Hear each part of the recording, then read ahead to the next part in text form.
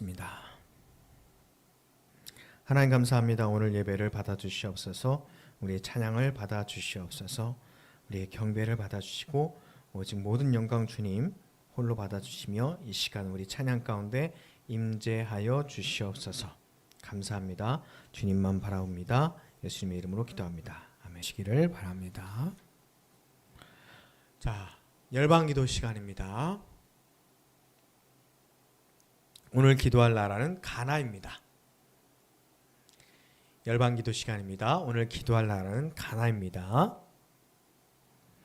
가나에서 폭약을 싣고 가던 트럭이 펑하는 소리와 함께 마을이 통째로 초토화되었다는 소식입니다.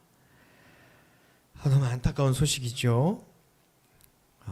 이 사고로 건물 500채가 파괴되었고요. 최소 50명 숨졌고 더 많은 사람들이 다치고 또 어려움에 처해 있습니다. 이 땅을 위해서 우리 함께 기도했으면 좋겠습니다. 우리 이사야 54장 10절 말씀 같이 읽고 가나를 위하여 기도하겠습니다. 산들이 떠나며 언덕들은 옮겨질지라도 나의 자비는 내게서 떠나지 아니하며 나의 화평의 언약은 흔들리지 아니하리라. 너를 긍휼히 여기시는 여호와께서 말씀하셨느니라. 아멘. 기도하겠습니다. 하나님, 폭약, 폭발 사고로 마을 전체가 초토화되어 수많은 피해가 발생한 아프리카 가나의 작은 마을을 긍휼히 여겨주시옵소서. 한나라시의 가족과 삶의 터전을 잃은 이들의 그 황망한 마음을 주의 자비로 안아주시고 사고 현장이 속히 수습이 되도록 도와주시옵소서. 이 땅의 교회가 터가 무너진 영혼들에게 주의 사랑을 나타내는 화평의 언약 되신 예수 그리스도를 전하며 흔들리지 않는 영원한 나라를 소망하게 하여 주시옵소서. 또한 교회가 이 땅의 이 영혼들에게 실질적인 도움이 되게 하여 주시옵소서. 예수님의 이름으로 기도합니다. 아멘. 오늘 보실 말씀은 누가복음 4장 14절에서 21절 말씀입니다. 누가복음 4장 14절에서 21절 말씀입니다.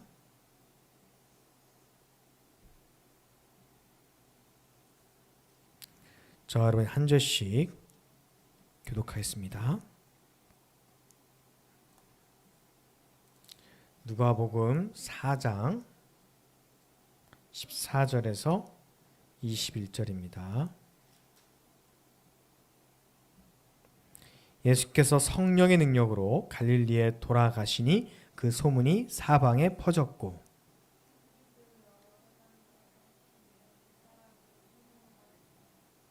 예수께서 그 자라신 곳 나사렛에 이르사 안식일에 늘 하시던 대로 회당에 들어가서 성경을 읽으시려고 서심해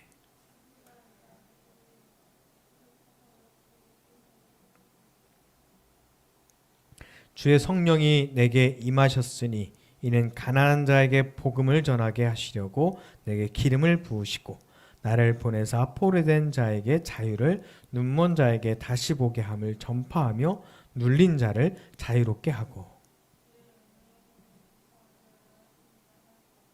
책을 덮어 그 맡은 자에게 주시고 앉으시니 회당에 있는 자들이 다 주목하여 보더라. 이에 예수께서 그들에게 말씀하시되 이 글이 오늘 너희 귀에 응하였느니라 하시니. 아멘. 할렐루야. 주의 이름으로 사랑하고 축복합니다. 최근에 어떤 무속인이라고 하는 스님이라고 하는 어떤 사람이요, 그렇게 주장하는 사람이 있는데 아주 이상한 제사를 드려서 뉴스에도 나고 좀 화제가 된 일이 있었어요.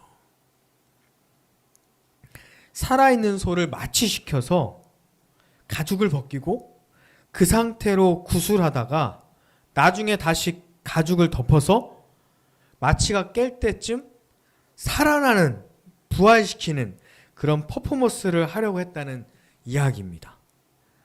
마취를 했다가 적절한 타이밍에 깨면서 마치 자기가 이 행위를 해서 자기들이 이 제사를 드려서 이 구슬을 해가지고 그 결과로 소가 부활했다라고 하는 것을 그 자리에 온 사람들에게 보여주고 싶었던 거죠.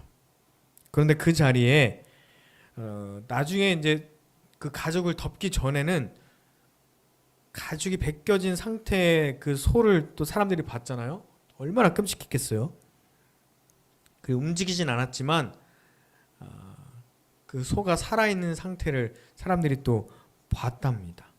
굉장한 충격을 먹었고 지금 뭐 블러 처리돼가지고 영상이 조금 보여지긴 하지만 정말 말이 안 되는 제사죠. 참 안타까운 일입니다. 제사를 드릴 때 희생 제물이 필요하긴 해요. 그런데 이렇게 비이성적이고 비상식적인 행위를 한다고 하니까 정말 이해할 수 없죠. 그래서 한번 찾아봤습니다. 성경에서도 제사가 나오잖아요. 제물을 드리고 번제를 드리고 뭐 이런 제사가 나옵니다. 이스라엘 민족도 구약 시대에 소나 양과 비둘기 등을 잡아서 희생 제사를 드렸는데 그럼 어떻게 했을까? 절대로 이렇게 하지 않았대요. 살아있는 상태로 하지 않았고요. 동물이 고통을 느끼지 못하게 죽인 상태에서 가죽도 벗기고 포도 뜨고 각도 뜨고 살도 벗기고 이런 작업들을 했어요. 그리고 사람들이 다 보는 장소에서 그런 일들을 하지 않고요. 지성소 안에서 제사장만 들어가서 그 행위들을 했습니다. 밖에서 사람들은 따로 기도할 뿐이에요. 그리고 이러한 사이비들이 하는 행위들과 구약의 제사와는 근본적인 차이가 있습니다. 형식도 달랐지만 그것은 인간의 욕망을 채우기 위해서 퍼포먼스를 했을 뿐이고 구약의 제사는 인간의 죄를 속죄하기 위하여 희생 제물을 드리고 하나님을 예배하는 것이었어요. 완전히 다르죠. 최근에 영적인 뭐 제사 뭐 이런 정말 좋은 단어들이 하여튼 좀 오염되어지는 일들이 참 안타까운데요. 우리라도 잘 써야죠. 성전에서 그리고 산당에서 행해지던 그 제사, 구약시대에 이스라엘 민족들이 하던 그 제사, 그나마도 바벨론으로 포로로 끌려간 후에는 그거를 못하게 되었죠. 왜냐? 바벨론에는 하나님의 성전이 없었기 때문이죠. 성전에서 드리는 제사를 하지 못하게 되었는데 그래서 그들은 어떻게 했어요? 성전은 없었지만 그들이 모였습니다. 모여서 하나님의 말씀을 그들이 기억하고 읽고 그랬죠. 그곳이 바로 회당이 되었어요. 모일 회, 모이는 장소다. 그래서 회당에서 그들이 모여서 말씀을 읽고 해석하고 또 구전으로 할아버지에서 아버지에서 아버지에서 자녀로 이렇게 내려오던 그 하나님의 말씀, 출애굽 이야기, 아브라함 이야기 뭐 이런 이야기들을 그들이 쓰기 시작했습니다. 기록하기 시작했어요. 그것들을 엮었죠. 물론 성전 시대에도 율법은 있었어요. 그런데 이 포로기 때부터 율법을 글로 작성하고 그것들을 묻기 시작했어요.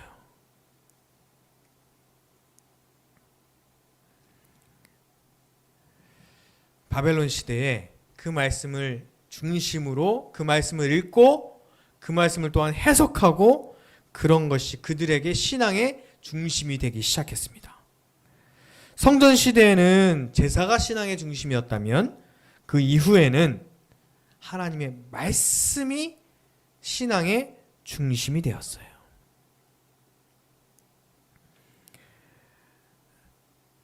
오죽하면 요시야 왕 때요. 성전을 보수하면서 율법책이 대제사장 hil기야에 의하여 발견되었어요.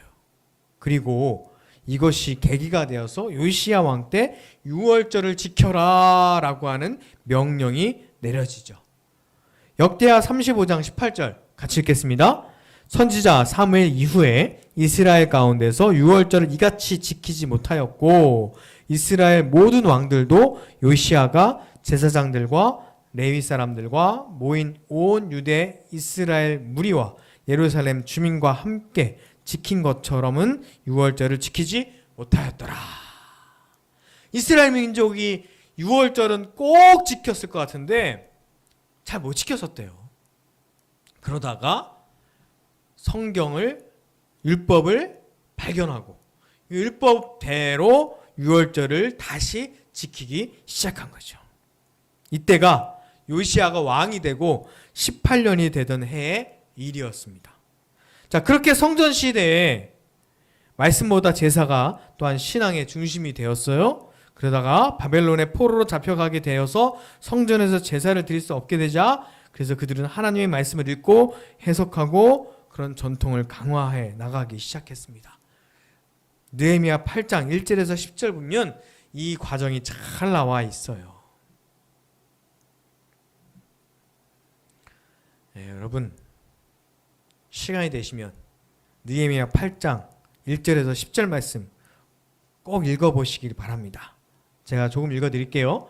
이스라엘 자손이 자기들의 성읍에게 거주하였더니 7째 달에 이르러 모든 백성이 일제히 수문 앞 광장에 모여 학사 에스라가 여호와께서 이스라엘에게 명령하신 모세의 율법책을 가져오기를 청하매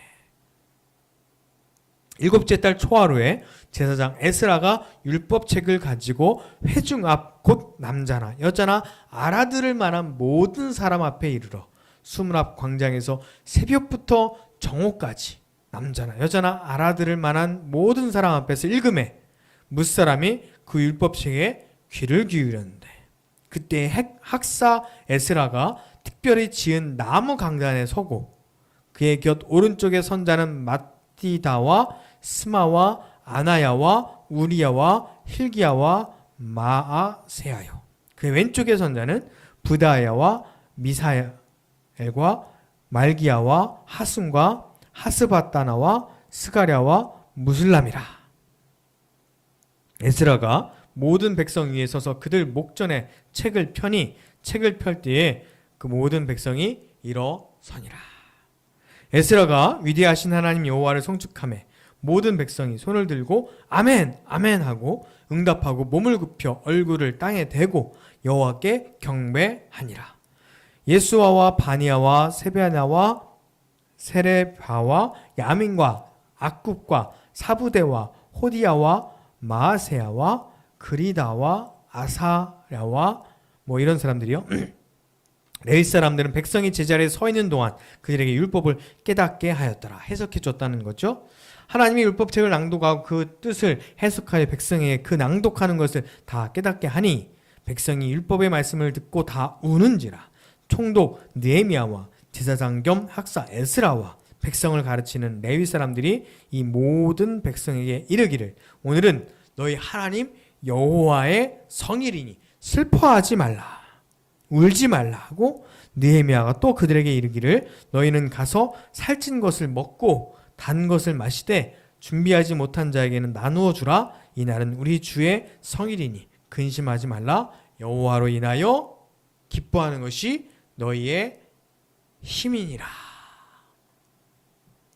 자, 이 회당 예배에서요 중요하게 생각했던 과정은 무엇이에요? 첫째는 말씀이 선포되고 그리고 경배하는 일이죠. 두 번째는 뭐예요? 교제하고 돌보는 일이에요. 세 번째는 하나님의 임재입니다. 자, 에스라가 송축가니까요 백성들이 아멘 아멘 하면서 화답을 하며 같이 하나님을 경배합니다. 자, 하나님을 향한 사랑만 있는 게 아니죠. 하나님의 말씀이 선포되고 그들이 감격하고 찬송하고 그렇게 예배가 끝나니까 너희는 살찐 것을 먹고 단 것을 마시되 그 다음에 뭐라고 그래요? 준비하지 못한 자에게 나눠라. 돌봄과 섬김이 또한 이어지는 과정입니다. 이 모든 과정, 이 모든 것의 근본은 무엇이 힘입니까? 여호와로 인하여 기뻐하는 것이 우리의 힘이다 라고 말씀합니다. 예배를 드리며 우리가 기뻐해야 될 요소들이 참 많죠. 그러나 가장 근본적인 우리의 힘, 우리의 기쁨은 여호와로 인하여 기쁨이 되기를 간절히 바랍니다. 그 가운데 우리가 하나님의 말씀을 통해서 은혜를 받고 또한 나만 은혜 받는 것이 아니라 내 주위에 준비하지 못하고 가난한 자, 억울한 자, 약한 자에게 우리가 주의 사랑을 나누는 사람이 되었으면 좋겠어요. 제사 형식을 갖추지 못해도 이렇게 하나님의 사랑을 나누고 또한 이웃을 사랑한다면 하나님께서 그들 가운데 임하실 것을 그들이 믿음으로 나아가는 거죠. 자, 이러한 모습이 예수님은 시대에까지 계속 이어지다가 오늘 본문에서 예수님께서 회당에서 14절의 말씀을 가르치고 15절에 이 일로 찬송을 받으시죠. 예수님께서 잘하신 나사렛에 오셔서 똑같이 회당에서 하나님의 말씀을 읽기 시작합니다.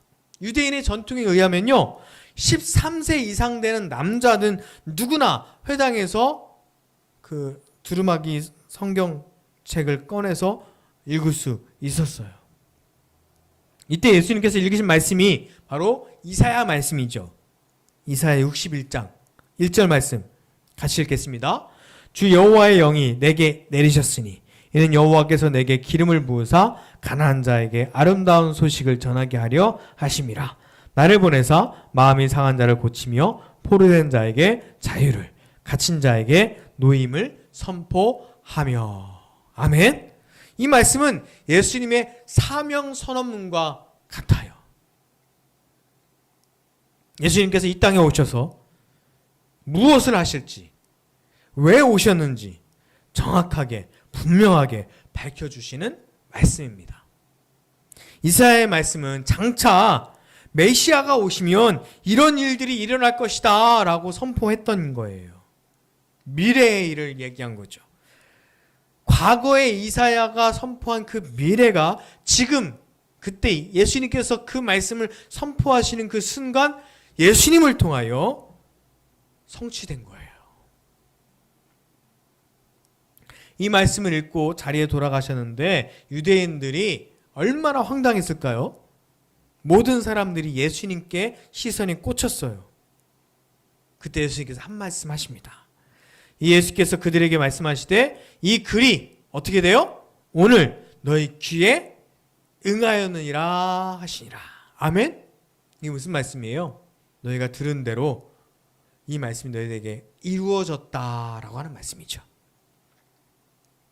표준 세번역으로 번역한 걸 보면요, 이 성경 말씀은 너희가 듣는 가운데서 오늘 이루어졌다라고 번역될 수 있어요.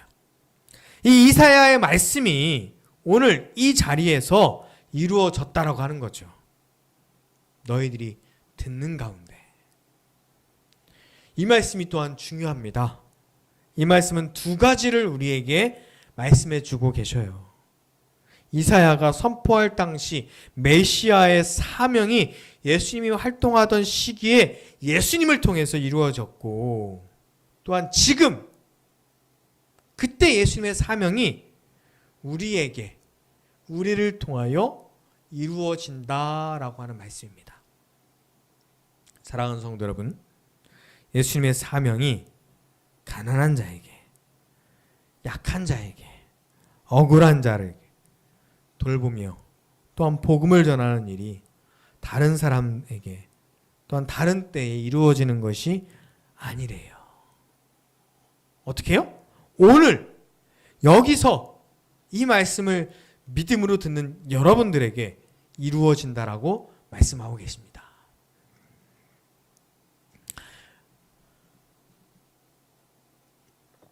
여러분, 한때 기독교 서적으로 거의 모든 교회에서 교재로 사용했던 목적이 이끄는 삶이란 책이 있었어요. 세들백 교회 리고렌 목사님이 쓰신 책인데요. 참 좋은 책이죠. 성서를 많이 인용했어요. 아니 거의 책의 모든 부분이 성서를 인용한 부분인데, 근데 참 놀라운 것은요,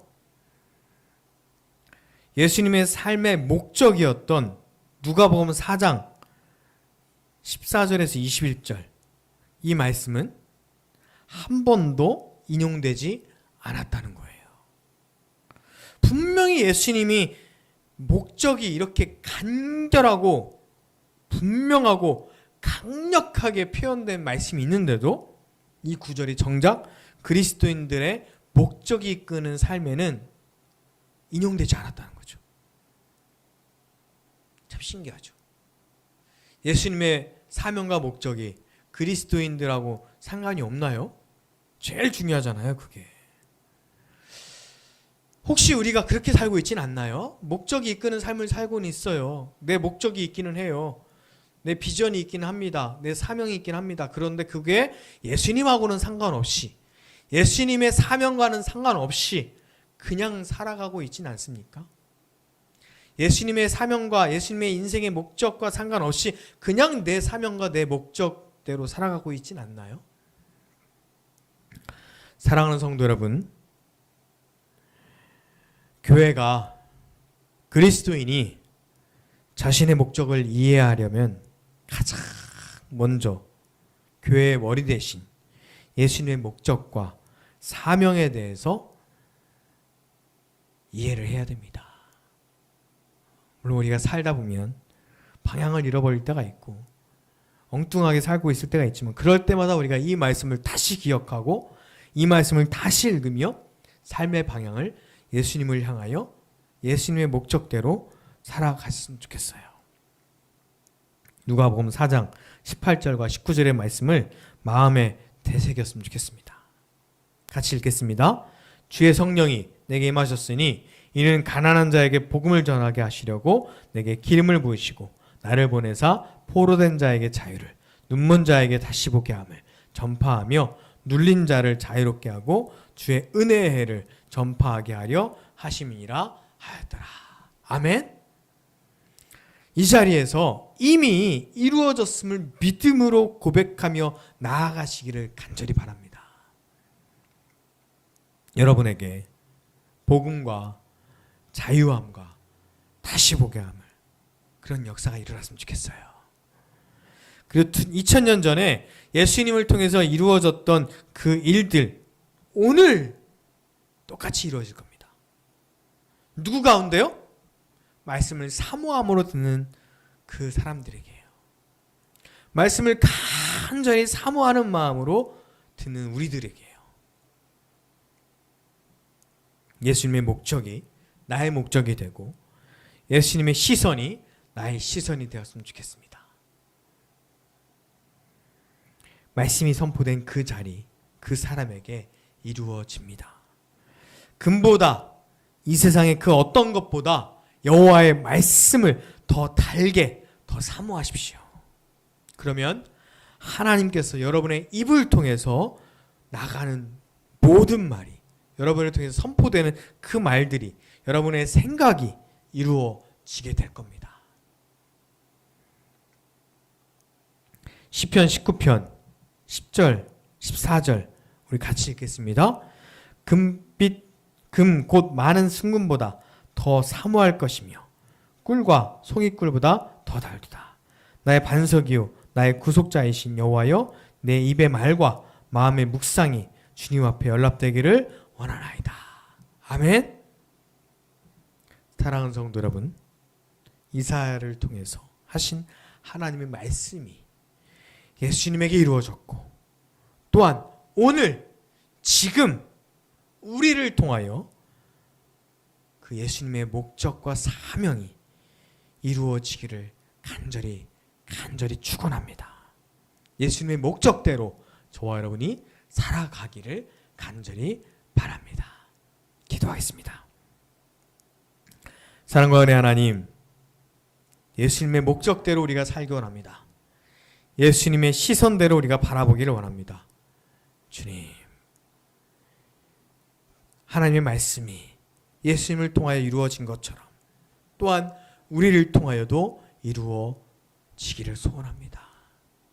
주님 역사하여 주시옵소서. 주님을 붙잡습니다.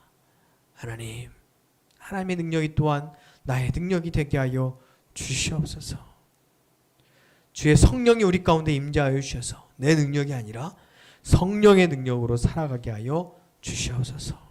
말씀대로 주님을 예배하며 또한 준비하지 못한 자들을 사랑하며 나누며 주님으로 인하여 기뻐하는 사람들이 되게 하여 주시옵소서. 예수님의 이름으로 기도합니다. 아멘.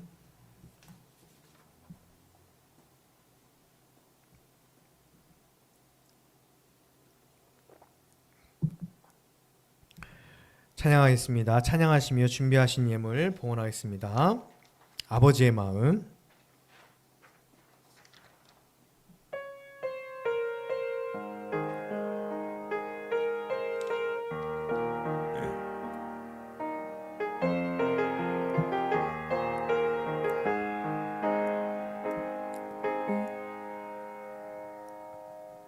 기도하겠습니다. 하나님, 우리의 예배를 받아주시옵소서. 우리의 찬송을 받아주시옵소서. 우리의 예물을 또한 받아주시옵소서. 예물을 드리는 우리의 마음을 주님 받아주시옵소서. 주님을 사랑하는 마음, 주님의 말씀을 사모하는 마음, 또한 주님이 이 땅에 오셔서 하시고자 하셨던 주님의 그 목적을 또 우리가 사모하는 마음을 주시옵소서. 그리하여 주님의 말씀대로 살아가며 주님의 목적대로 우리도 살아가게 하여 주시옵소서. 하나님을 예배하는 자가 되게 하시며 또한 주님의 사랑을 나누는 자가 되게 하여 주시옵소서. 이 예물을 주님 기뻐 받아주셔서 이 예물이 쓰이는 곳마다 주의 복음이 전파되게 하여 주시옵소서. 이 예물을 드린 그 손길들, 그들이 수고하고 애쓴 그 현장 하나님께서 붙잡아 주시고 또한 그 가정도 은혜를 내려주시며 그들이 예배하는 그 자리, 또한 그들이 나눔을 하는 그 자리, 그들이 또한 헌금을 하는 그 자리에 주의 사랑과 은혜가 넘치게 하여 주시옵소서. 이 예물을 통하여 교회가 든든히 서기를 원합니다. 이 예물을 통하여 주의 복음이 전파되기를 소원합니다. 주님이 인도하여 주시옵소서. 이제는 우리 주 예수 그리스도의 은혜와 하나님의 크신 사랑과 성령의 함께 하심이 오늘 예배를 드리며 말씀을 사모하는 모든 사람들에게 이제부터 영원토록 함께 하시기를 간절히 축원하옵나이다. 아멘.